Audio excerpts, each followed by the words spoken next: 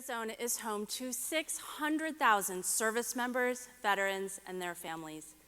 I'd like to tell you about one. His name is Chris, and he's an Iraq veteran. After returning from deployment, he struggled. He wasn't sleeping, felt anxious, and didn't know what to do. Chris played in a basketball league, and one day he finally reached out to his coach for help. The coach took a step back and said, you should really talk with someone about that. The truth is, the coach didn't know what to say. This was a missed opportunity. The coach is the one that Chris trusted enough to reach out to for help. I'm Nicola Winkle, and I co-founded the Arizona Coalition for Military Families to turn these missed opportunities into open doors that connect people and families to the right resource at the right time. The old model says that to get help, everyone needs to go through one door, a certain website, location, or phone number. It's one size fits all, but it is not how people access support. With our new model, the goal isn't one perfect door, it's thousands of great doors. Our coalition trains and equips people like you and me, to be an open door by giving you the knowledge, skills, and confidence to reach out or to respond in a moment of need. We've trained over 2,000 of these resource navigators, and by embedding support deep in our communities, we can intervene earlier and more effectively. We can help Chris get employed, connect him to physical and mental health care, and even reduce his risk of suicide. At the height of the post-9/11 deployments, the needs were great, and our community came together and created a statewide strategic plan focused on building sustainable support for all who serve and their families. Our nationally recognized coalition is the implementer of this plan, and we partner with key organizations, from the governor's office and military to nonprofits and our corporate community. Together, we've trained navigators, built an ecosystem of support, and created one-of-a-kind resource matching technology. We're a collective impact initiative that transforms how people, organizations, and systems meet the needs of our military and veteran community. With $100,000, you can help us build the next 1,000 doors so we can turn Chris's coach into a resource navigator who's ready to help the next veteran on his team. In the military, you always need someone to have your back. Help us to be a community that goes beyond words and through our actions says to Chris and every other person and family who has served our country, we see you, we thank you, we've got your back. Well done, Nicola. Final questions from Megan and Todd.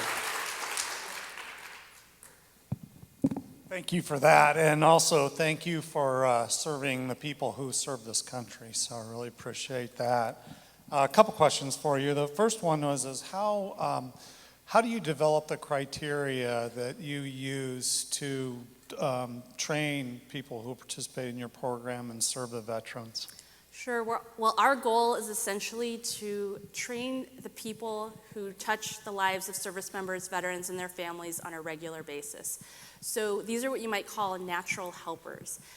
They're in schools and workplaces and faith-based communities. They're first responders. They're going to interact with them anyways, so what we want to do is give them those tools, those skills, the support that they need so that they're able to extend that support to people in that moment of need. Is it a specific curriculum that you're providing to them? Do you put them through a program It is. It's a half-day training that we created here in Arizona with the input of all of our key stakeholders that is specifically about how do you take an individual who has a need. They may have very different situations, so we teach them, we give them the tools, teach them how do you take that person, how do you connect them into the vast resource system? So we always say we're not asking them to be their counselor. They're not the one who's going to solve all the person's problems. Just be that open door. Get them plugged into the help that exists already. Do you have a screening process that you put people through, and is everyone qualified to do that, or are there certain skill sets that you look for? So what we really focus on is that Resource Navigator training is meant to layer on to whatever skills and role that person already has. So some people are community members or family members, and they just want to feel more equipped and prepared to help.